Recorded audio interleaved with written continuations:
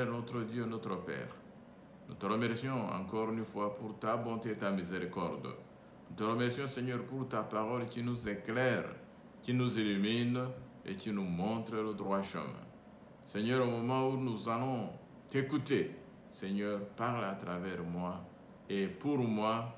Et Seigneur, prends le contrôle de mes lèvres, afin que tout ce qui sort, Seigneur, de ma bouche, contribue à éclairer tes enfants pour voir ta lumière et la lumière qui resplendit sur la face de Christ pour éclairer tout homme dans le monde. Telle est ma prière au nom de Jésus. Amen. Le titre de notre étude aujourd'hui, c'est l'éclairage public universel, partie 2. Éclairage public universel, partie 2. Nous avons couvert déjà une partie de cette étude au mois de mars. Exactement, c'était le 24 mars quand nous avons fait une étude sur l'éclairage public universel, partie 1. Donc, aujourd'hui, c'est la deuxième partie et nous allons parler de la gloire de Dieu qui remplit toute la terre. On va se demander comment cette gloire pourra remplir toute la terre et on va aussi voir c'est quelle gloire, comment elle va se manifester.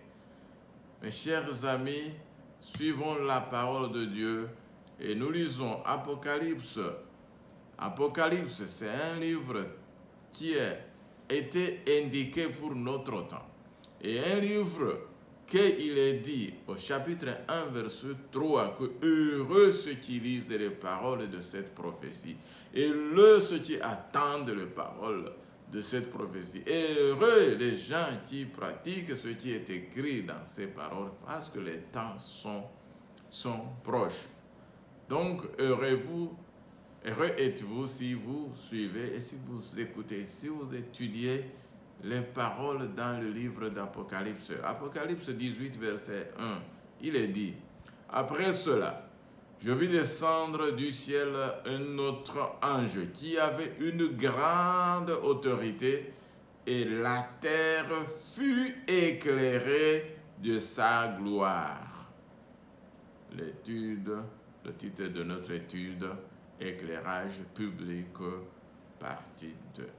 Nous voyons ici la Bible annonçant un ange qui sort du ciel, au milieu du ciel. Il vole et il a une grande autorité. Et quand il apparaît, toute la terre fut éclairée de sa gloire.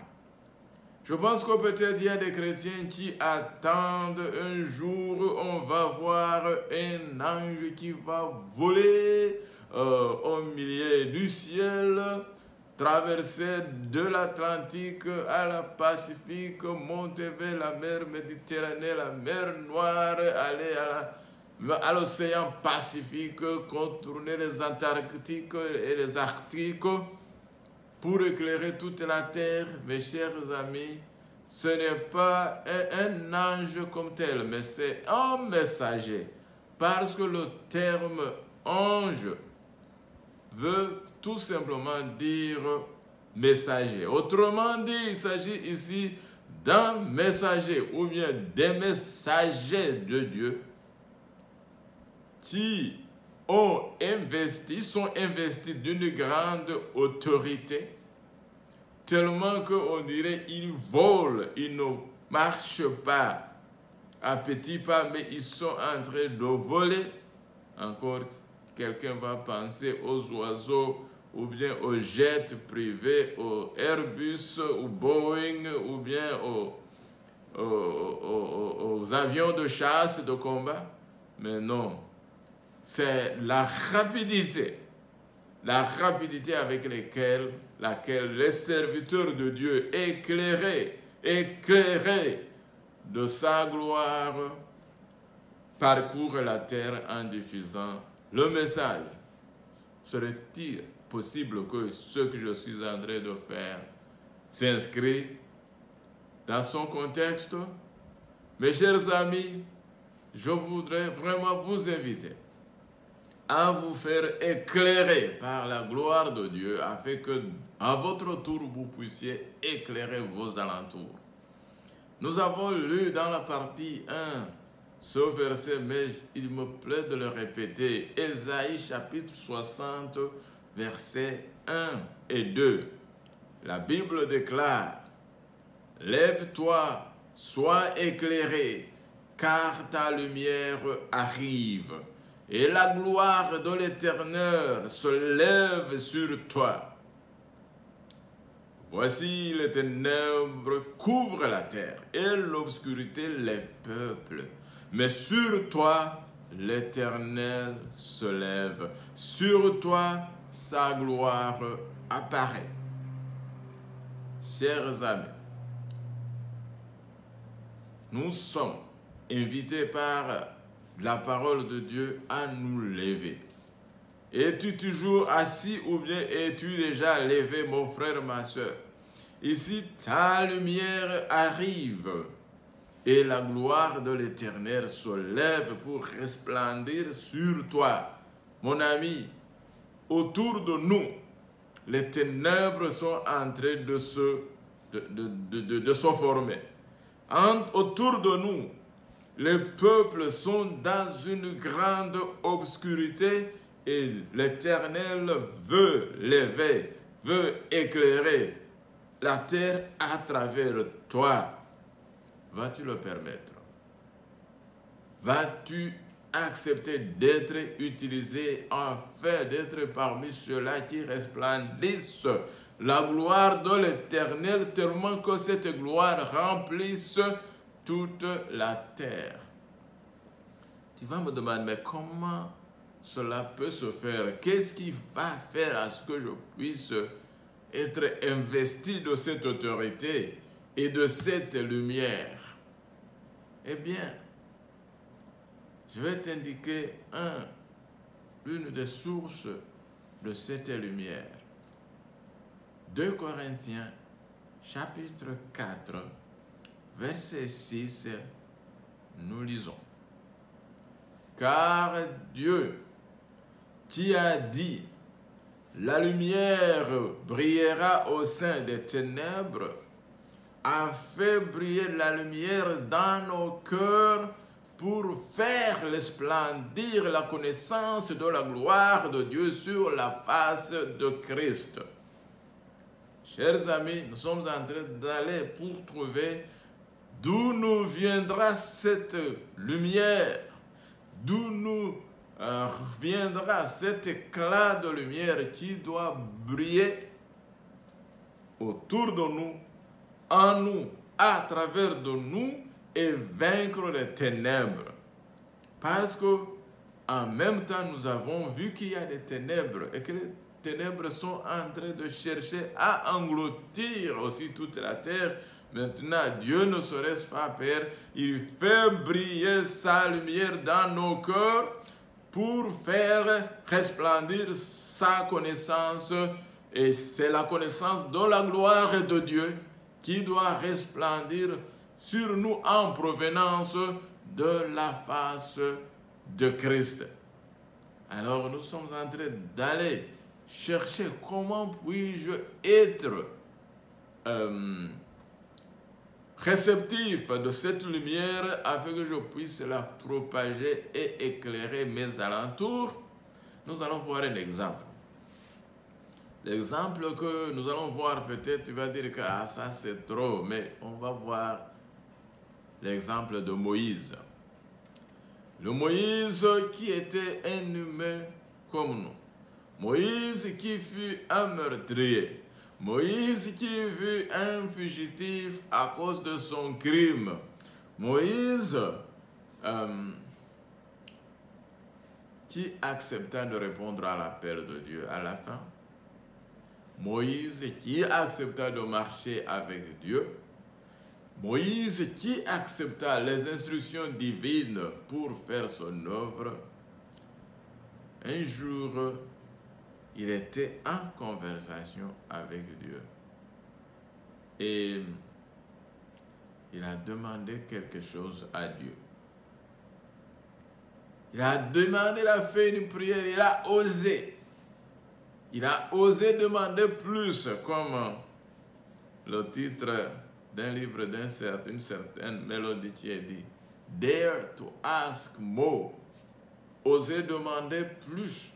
Et bien, Moïse a demandé à Dieu, fais-moi voir ta gloire. Ça, c'est quelque chose qu'il a demandé qui aucun humain n'avait jamais demandé. Maintenant, en Exode chapitre 33, verset 19 et 20, 17, 19 et 20, nous trouvons ces paroles. L'Éternel dit à Moïse, je ferai ce que tu me demandes, car tu as trouvé grâce à mes yeux, et je te connais par ton nom. C'est alors quand Dieu lui a dit ça que Moïse a dit, ah, donc je peux trouver grâce à Dieu. Donc il a demandé, fais-moi voir ta gloire. Maintenant le verset 19, il dit quoi? L'Éternel répondit, je ferai passer devant toi toute ma bonté et je proclamerai devant toi le nom de l'Éternel. Je ferai grâce à qui je ferai grâce et miséricorde à qui je fais miséricorde. L'Éternel dit, tu ne pourras pas voir ma face, car l'homme ne peut me voir et vivre. Donc on voit Moïse qui a osé demander. Il a osé demander plus, jusqu'à chercher à voir la gloire de Dieu. Jusqu'à ce à chercher à voir la face de Dieu. La Bible dit que nous verrons Dieu face à face. Mais comment cela arrivera si Moïse, il a dit que non, ce que tu as demandé, c'est un peu trop, tu as un peu osé. Mais quand l'Éternel répondit à Moïse, il fit quelque chose. Il lui dit des choses. Il dit, je ferai passer devant toi toute ma bonté. Alors, est-ce que tu veux voir la forme de Dieu, la face, voici là les dents, les oreilles comme toi, ou bien tu veux voir sa bonté? Je dis que la bonté de Dieu était plus ce que Moïse avait besoin. La bonté de Dieu, c'est ce que nous avons plus besoin sur cette terre que de voir s'il a des oreilles, s'il a des dents, s'il a les narines, s'il a les cheveux. Non, la bonté de Dieu. Et c'est Dieu qui choisit de donner plus que nous demandons, ou nous pouvons même imaginer. Ce Dieu, il a dit, je ferai passer devant toi et devant toute l'humanité, si vous voulez. Dans cette réponse à Moïse, Dieu a répondu à toute l'humanité. Il a dit, je ferai passer devant vous toute ma bonté. Mes chers amis, toute la bonté de Dieu est passée devant l'humanité en la personne de Jésus-Christ. Amen.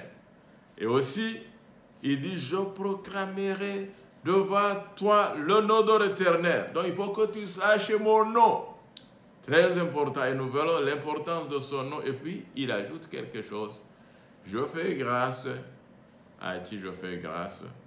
Et je fais miséricorde à qui je fais miséricorde. Mes chers amis, cherchons la grâce de Dieu. Cherchons à avoir la miséricorde de Dieu. Cherchons à avoir toute sa bonté, parce que ça ne nous aidera pas à voir la face de Dieu en tant que tel, mais nous pouvons voir, écouter, contempler sa bonté et écouter son nom, et qui est son caractère. Et Dieu veut former en nous son caractère. Et s'il forme en nous son caractère, nous pourrons refléter sa gloire, mes chers amis. Et puis, nous connaissons ce verset, Exode 34, versets 6 et 7, où quand Dieu a passé devant Moïse, il s'est écrié par son nom, son éloge, il dit, et l'Éternel passa devant lui et s'écria, Éternel, éternel Dieu, miséricordieux et compatissant,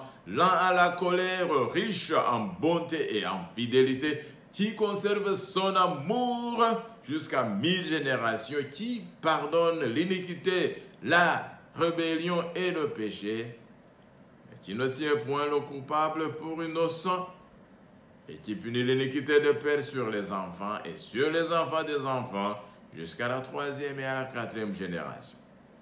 Quand Moïse a écouté le nom de Dieu, il s'est précipité pour se cacher.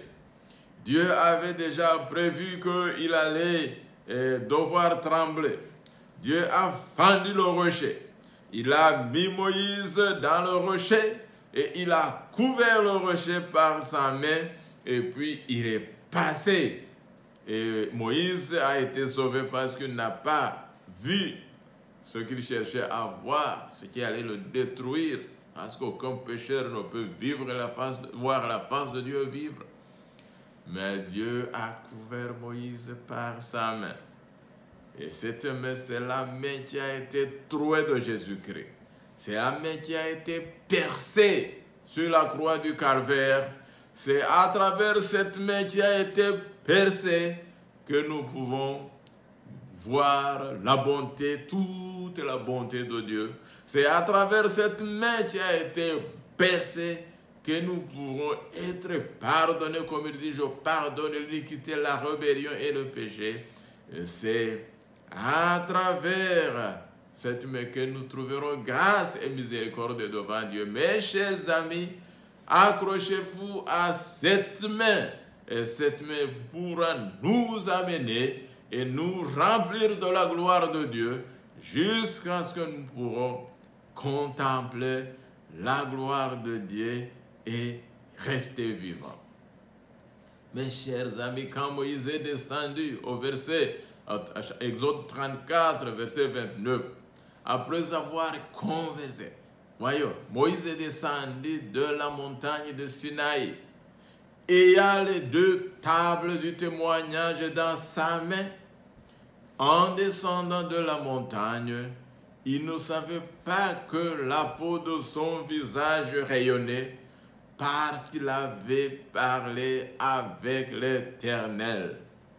Mes chers amis, l'Éternel veut parler avec nous. Et si nous contemplons l'Éternel et nous le contemplons dans sa parole, et nous écoutons son témoignage, comme Moïse avait écouté le témoignage de Dieu jusqu'à écouter son nom. Et quand il avait parlé, il avait écouté la parole de Dieu, son visage a rayonné physiquement. Mes chers amis, nous sommes interpellés à faire resplendir la gloire de Dieu sur toute la terre, et la meilleure façon de faire cela est de s'imprégner de la parole de Dieu, et de s'imprégner du témoignage de Dieu, et de s'imprégner des commandements de Dieu et de son amour, jusqu'à ce que notre face va commencer à rayonner autour de nous. Si vous voulez que vous voyez la parole du psaume 119, verset 105, qu'est-ce que cette lumière qui a resplendi et rayonné sur la face de Moïse? Psaume 119, verset 105, ta parole est une lampe à mes pieds et une lumière sur mon sentier. Avec la parole de Dieu, avec Moïse, nous venons de voir Exode 34, verset 29, que quand Moïse avait parlé avec l'Éternel, sa face, son visage rayonnait de gloire. Mes chers amis, recevons la parole de Dieu. Soyons perdus dans la parole de Dieu. Contemplons Dieu dans sa parole et nous pourrons refléter cette gloire, et autour de nous, les gens prendront connaissance que nous avons été en présence de Dieu. Alors, ensuite, nous lisons 2 Corinthiens chapitre 3, verset 18. 2 Corinthiens chapitre 3 verset 18. Comment rayonner, comment recevoir la gloire de Dieu et comment la resplendir tout autour. Nous lisons, nous tous qui, le visage découvert, contemplons comme dans un miroir la gloire du Seigneur, nous sommes transformés à la même image de gloire en gloire, comme par le Seigneur l'Esprit. Mes chers amis, c'est l'Esprit de Dieu qui nous transforme de gloire en gloire. Comme si nous regardons Jésus dans un miroir avec un visage découvert. Quand vous regardez dans la lumière resplendit sur vous. Regarde la lune et fait face au soleil, et à cause de cela, comme satellite de notre terre, la lune prend la lumière du soleil et l'envoie vers la terre, et nous voyons la lumière de la lune. Nous pensons que la lune était luminaire, mais la lune n'est pas un luminaire. La lune ne fait que refléter la lumière du soleil. Nous aussi, comme lune, contemplons la face du soleil de la justice qui est Jésus, et sa lumière sa gloire pourra se refléter en nous, et nous pourrons maintenant servir de cette prophétie d'Apocalypse 18, verset 1. Éclairer toute la terre, même si la terre est couverte de ténèbres, nous pouvons briser les ténèbres excusez, et apporter la lumière. Mes chers amis, Dieu veut mettre son nom sur toi. Dieu veut mettre sa lumière dans ton cœur jusqu'à ce que tu puisses briller autour de toi. Les ténèbres couvrent tout autour. Mes chers amis, répondons à l'invitation de Dieu. Ici, je vais lire un verset d'Apocalypse 3, verset 12. Nous avons vu que la gloire de Dieu est dans sa parole, mais aussi la gloire de Dieu est dans son nom. Eh bien, et la gloire de Dieu est dans la personne de Jésus-Christ. S'il vous plaît, si vous perdez les trois, vous ne saurez pas qu'est-ce que la gloire de Dieu. Et la gloire pourra passer autour de vous et vous n'allez pas la remarquer, parce que la façon dont Dieu se révèle, c'est d'une façon un peu qui ne se révèle pas comme les torches, comme les lampes solaires, comme les lampes d'électricité, mais c'est à travers sa parole. Apocalypse chapitre 3, verset 12, il est dit: celui qui vaincra, je ferai de lui une colonne dans le temple de mon Dieu, et il n'en sortira plus. J'écrirai sur lui le nom de mon Dieu et le nom de la ville de mon Dieu, de la nouvelle Jérusalem qui descend du ciel d'auprès de mon Dieu, et mon nom nouveau.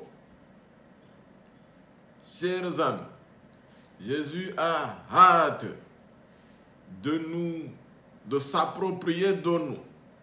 Il a hâte de faire de nous une colonne dans le temple de son Dieu, afin que nous ne pouvions plus sortir. Jésus a hâte de mettre son nom, d'écrire son nom sur notre front, afin que rien ne puisse plus effacer son nom. Jésus est en hâte d'écrire le nom de Dieu et le nom de la ville de son Dieu, la nouvelle Jérusalem qui descendra du ciel d'auprès de Dieu. Et Jésus veut écrire son nom sur ton front, dans ton intelligence, dans ton cerveau, là où tu prends les décisions. Est-ce que Jésus est inscrit dans ton nom, dans ton front? est-ce que la parole de Jésus rayonne sur ta face tellement que autour de toi, les gens vont prendre connaissance que tu as rencontré Jésus? Mes chers amis, je lis ces paroles que nous tirons dans les écrits Témoignages pour l'Église, volume 6. Il est dit: la gloire de Dieu et son caractère. La terre sera remplie de la gloire de Dieu lorsque nous serons remplis de l'amour de Dieu et que notre caractère sera transformé par l'amour rédempteur. Révéler son amour dans nos vies professionnelles, dans nos vies personnelles, révéler sa gloire et son caractère au monde. Jésus attend. Il veut que nous puissions accepter le caractère de Dieu, sa sainteté. Et son caractère est révélé dans sa parole. Et son esprit, il est là pour inscrire le caractère de Dieu dans notre cœur. Les commandements de Dieu aussi reflètent son caractère.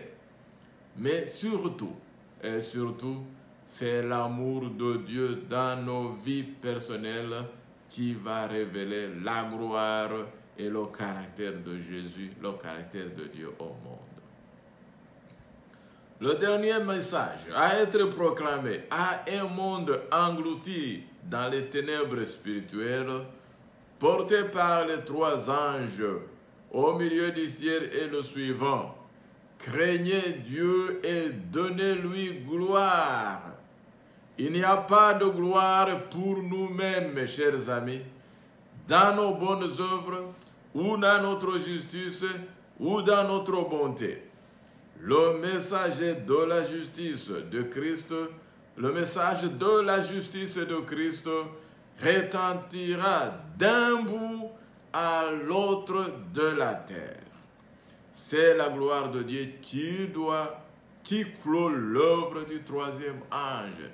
C'est témoignage pour l'Église. Si j'ai dit des paroles un peu dures, essayez de me pardonner si les paroles ne vous résonnent pas beaucoup. Mais ce que ça veut dire dans les termes simples, c'est que nous, moi qui vous parle, et personne sur la terre ne doit se réclamer de la gloire. La seule gloire vient de Jésus-Christ. Et cette gloire, c'est la justice du Christ que nous devons porter et que nous devons proclamer au monde qui a perdu le sens de la justice. Cette justice, c'est la bonté de Dieu. C'est l'amour reflété, l'amour du prochain et l'amour pour Dieu, comme Jésus disait que aime Dieu avec toute ton âme, avec tout ton cœur, avec toute ta pensée, avec toute ta force, et aime ton prochain comme toi-même. Quand nous pourrons accepter et refléter cet amour de Dieu, nous pourrons proclamer les bontés de Dieu à un monde qui s'opère dans la violence et dans l'ignorance de Dieu. Alors, je voudrais aussi clôturer en lisant son message qui est recueilli dans la parole prophétique, Tragédie des siècles, page 540-541. Il est dit: le serviteur de Dieu, le visage illuminé d'une sainte consécration, ira de lieu en lieu proclamant le message céleste. Des milliers de voix le feront retentir dans toutes les parties du monde. Les malades seront guéris. Des miracles et des prodiges accompagneront les croyants. Continuons. Ce n'est pas tant par des arguments qu'une profonde conviction inspirée par le Saint-Esprit que sera proclamé l'avertissement. Plusieurs de ceux qui n'avaient pu comprendre la vérité la saisiront pleinement et s'y conformeront. Des rayons de lumière pénétreront alors en tout lieu. La vérité paraîtra dans toute sa clarité et les âmes honnêtes briseront les chaînes qui les asservissent. Les relations des familles et d'église ne pourront plus les retenir. La vérité leur sera plus précieuse que toute autre chose. En dépit des puissances liguées contre la vérité, nombreux seront ceux qui se décideront à suivre le Seigneur. Mes chers amis qui m'écoutez, nous avons beaucoup traîné. Nous sommes très en retard. Dieu veut éclairer le monde en vous dotant de sa bonté, en vous dotant de son caractère, en nous dotant de sa puissance. Il veut déverser son esprit sur nous, comme il a déversé le Saint-Esprit sur l'Église qui était en prière. 120 personnes qui étaient en prière, unis d'un commun accord à la Pentecôte, ils ont été convertis et quand ils ont reçu les visions du Saint-Esprit, Pierre s'est levé pour prêcher et d'un coup, 3000 personnes se sont converties, se sont fait baptiser et se sont ajoutées sans réserve à la compagnie des disciples. Ce miracle doit se refaire. Dieu a hâte de verser son Esprit Saint sur nous afin que nous puissions aller avertir un monde en péril. Mais pour y arriver, nous devons accepter d'être pénétrés. Nous devons accepter d'être brisés sur le rocher qui est Jésus-Christ. Et nous devons accepter que cette vérité, cette puissance transformatrice de Dieu vienne à nous et qu'elle brise tous les liens qui nous enchaînent sur la terre. Eh bien, nous voyons que alors nous pourrons proclamer le message salvateur qui va convaincre et briser toutes les relations même que les gens entretiennent avec leur famille. Aujourd'hui, beaucoup de gens ne peuvent pas adhérer à la vérité à cause de leur famille. D'autres ne peuvent pas adhérer à la vérité, même s'ils voient qu'il y a la vérité qui est prêchée à cause de leurs églises. Mais ici, il nous est dit que quand la lumière resplendira dans tout son écran, toutes ces relations qui lient les gens à leur famille, aux églises, seront brisées et la vérité sera précieuse que toute autre chose, en dépit de toute puissance et principauté et pouvoir. Ma prière pour vous, mon frère, ma soeur, c'est que nous puissions accepter d'être utilisés par Dieu afin de proclamer ce message, le message des derniers temps que nous avons et que nous puissions amener les semences à la moisson afin que Jésus revienne et nous amène dans ce royaume pour vivre avec lui, là où il va écrire son nom et le nom de la ville sainte et le nom de son Dieu sur notre front. Telle est ma prière au nom de Jésus. Amen. Chers amis, chers frères et sœurs, je vous salue encore au nom de Jésus. Que la paix et la grâce de Dieu abondent dans votre cœur.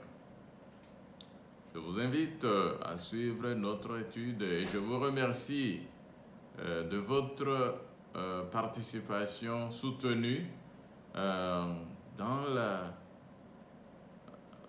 suivant notre chaîne de publication. Et si vous pouvez faire subscribe ou bien faire cliquer si vous aimez, ça va aussi aider les autres qui n'ont pas pu avoir la chance de trouver cette source d'inspiration, de s'y référer. Donc, si vous aimez, vous pouvez cliquer subscribe. Vous pouvez aussi